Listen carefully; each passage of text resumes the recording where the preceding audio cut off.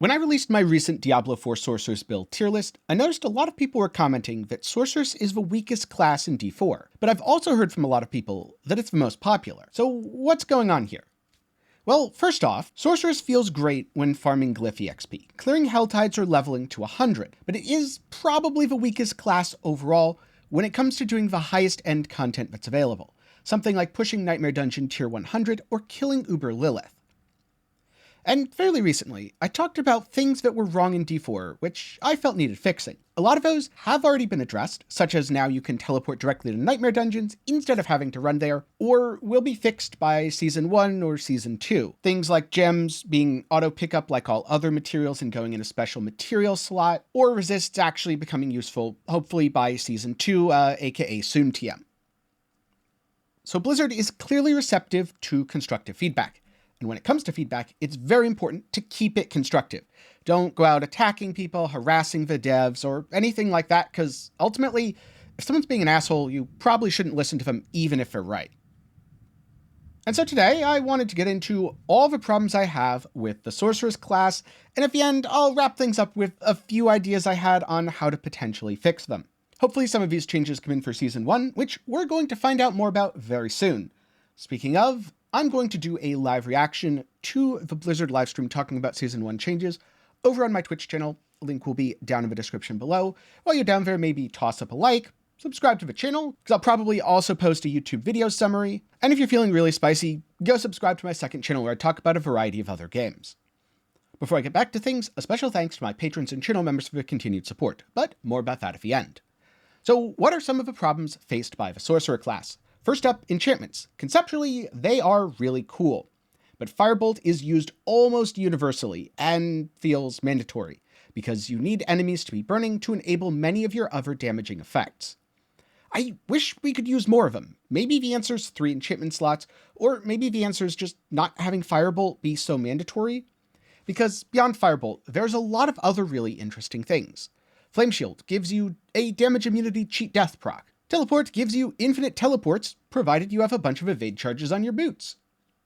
The Ice Shard enchantment automatically fires ice shards at frozen enemies, and there's way more cool effects that I'd love to be able to combine. Instead, it's largely a case of take the Firebolt enchantment and combine it with one other effect, rotate as necessary, which feels weirdly limiting for a class that should have some of the most freedom out of everything in Diablo IV.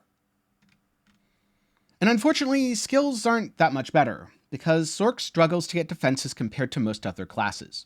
You can get armor, but it takes more effort than a rogue, barb, or druid, and often relies on the disobedience aspect. If the disobedience stacks drop, you die because your armor just goes away. Now, in theory, this is because you get a lot of resistances being an intelligence class and through your paragon boards.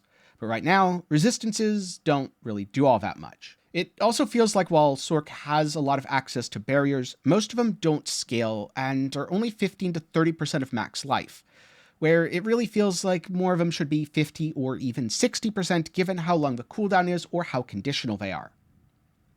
Furthermore, unless you're playing shock skills, you have very few options for damage reduction. And then when it comes to your uniques, a lot of the strongest options are in the pants and chest slot, which are also major defensive slots. So you have to choose between your build feeling good, doing damage, or being tanky. Last but not least, Sorcs pretty much use all the defensive skills in every build most of the time. Flame Shield, Teleport, Frost Nova, and Ice Armor almost feel like auto-includes. So when making a build, you get to pick 2 or 3 skills, and then fill the rest of the slots with defenses. There are a few exceptions here, but they're pretty rare relative to the range of builds that people can play. Now, if we're just talking about leveling up to 100, not really pushing content, there is of course a wider field of what's viable. And the game is still pretty new, so I'm sure there's going to be unusual combinations that get discovered over time. Overall, unfortunately, it does feel relatively limiting. It also feels like the Sorcerer's elemental themes aren't truly represented. Now, maybe Sorc is supposed to be mixed 3 elements, but many players have wanted to play mono elements. And I guess here some clarification from Blizzard would be nice. Are you supposed to play mono element builds, or are you supposed to mix multiple elements together? Fire's supposed to have damage when you're healthy, damage versus burning, and some more recovery options. But because everyone takes a Firebolt enchantment, and everyone has Immobilize, everyone has the damage bonuses versus burning enemies. Which is important because without them you don't really do that much damage. Lightning's supposed to have crackling energy, cooldown reduction, and defenses.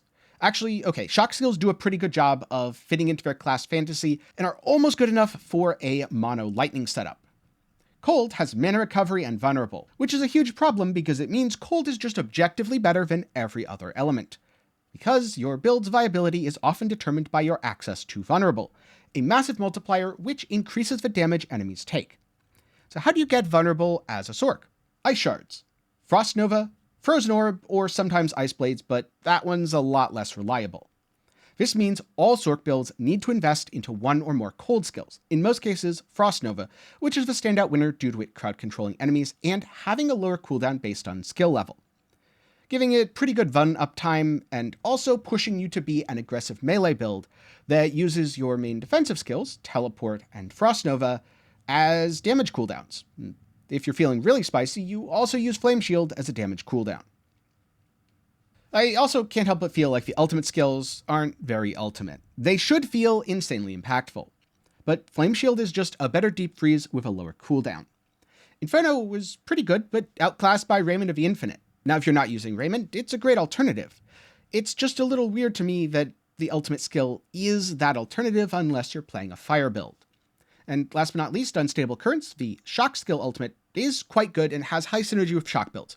So that one's great and doesn't really need any changes.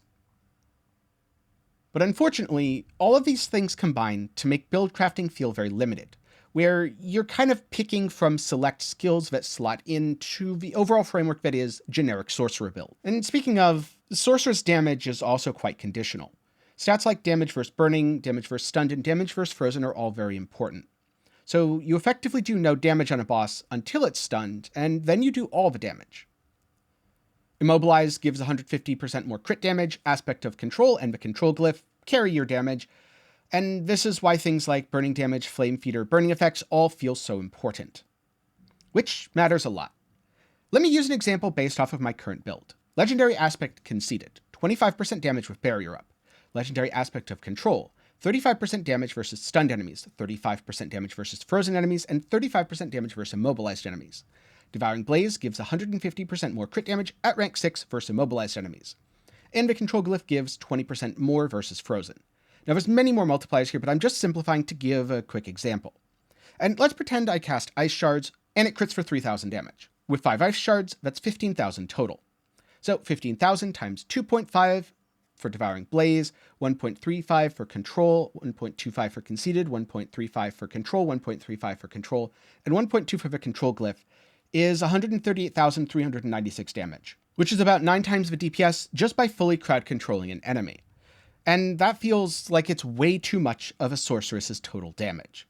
You either perfectly line up your burst window and play within it, or you don't get to do DPS and just have to wait until everything's off cooldown so that you can try again. And last but not least, Sorceress Paragon boards. The legendary nodes are extremely conditional, niche, or just don't feel very impactful. I look at Necromancer's Flesh Eater, Druid's Thunderstruck, or Rogue's Eldritch Bounty, and wish that's what Sorc nodes looked like.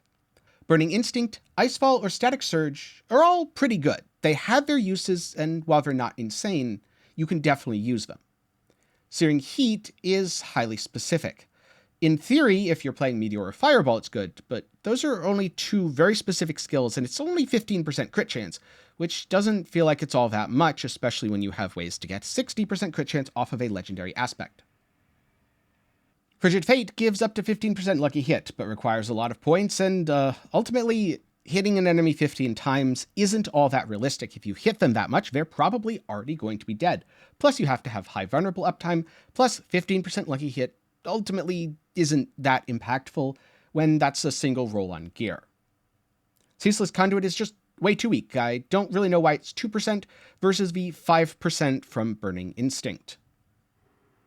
Elemental Summoner's pretty okay, but there's only 3 conjuration skills, 1 doesn't have a cooldown, and none have relevant mana costs, so it feels kind of out of place, and Enchantment Master is just terrible, and I hope it gets reworked at some point. Maybe that should add a 3rd enchantment slot. So is the Sorceress class hopeless? No, several builds have cleared Nightmare Tier 100, and Blizzard absolutely destroys Uber Lilith. However, there are some improvements that I'd love to see for Season 1. It definitely feels like right now you have to put in twice the effort compared to most other classes. There's a lot of really cool skills and concepts, and they need less reliance on conditional damage, with hopefully more choices for vulnerability. Also, less of a reliance on using your defensive skills for damage scaling. It would be nice if resistances are more useful, meaning you need to stack less defensive skills in general, but I'm not holding out hope for that before Season 2. And overall, I'd love to see an improvement to the legendary nodes on the paragon boards. With all of these changes, I think Sorc could be in a really good spot, pairing the super fun playstyle with objective levels of power that hopefully put it on par with the best builds in D4. And so now I'm curious, if you've been playing a lot of Sorceress in D4, what problems have you run into that you think need to be improved for you to play the class again in Season 1? Be sure to let me know down in the comments below. And of course, before I go, a special thanks to my patrons and channel members for the continued support. Links down below, and you can even get your name in the credits just like these fine folks. If you're looking for something else to watch, there's always a recommendation on screen right now. You can take a look back at my Sorc build tier list, or check out my first impressions on the Lies of P demo, a really cool and super immersive Souls-like. With that said, thanks for watching. Don't worry, the class is still great. If you want to play it, absolutely go for it, and I hope to see you again sometime soon.